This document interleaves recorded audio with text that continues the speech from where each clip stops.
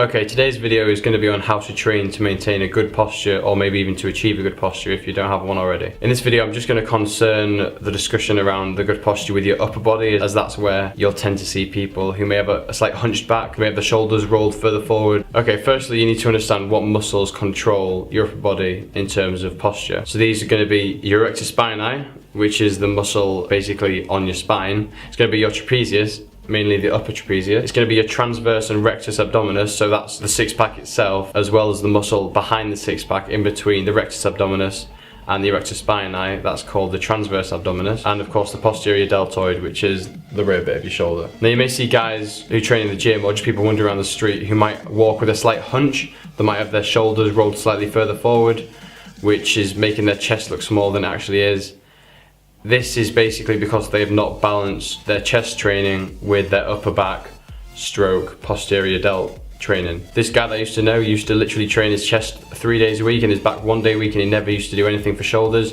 He had a huge chest, he had an incredible bench, but he couldn't row to save his life, and he had a really weird posture. Having mass throughout your whole back, as well as reasonable development of the posterior delt, will indeed pull your shoulders back slightly, which, as well as making your chest look bigger, it will create more of a straight back. Lots of people neglect the posterior delts as opposed to the medial and anterior. This is a bit stupid in my opinion, because not only are they needed to train to balance physique aesthetics, they're also needed in terms to help with heavy compound movements such as rowing. Okay, so if you didn't know, the best exercises in my opinion for the posterior delt are face pulls, rear delt raises, and basically any kind of rowing where you'll be bringing the bar a little bit higher. So maybe if you bring the bar to your chest as opposed to bringing it to your stomach. Having a strong core will also help with posture. And when I say core, I don't mean the actual six-pack abs themselves.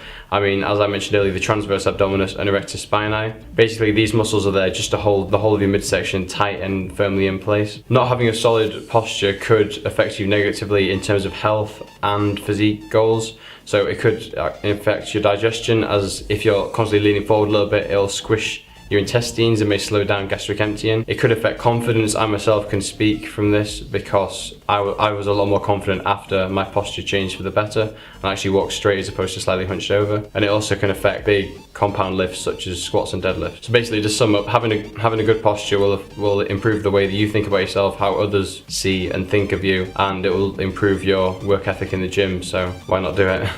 Thanks for watching, please subscribe.